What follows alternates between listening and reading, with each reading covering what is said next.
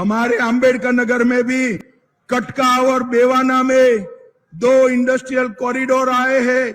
अकबरपुर में 4 रोड बना है। माया बाजार गोसाईगंज से अकबरपुर बाजार तक बाईपास स्वीकृत कर दिया गया है। महादेवघाट टांडा का सौंदर्यीकरण हो रहा है।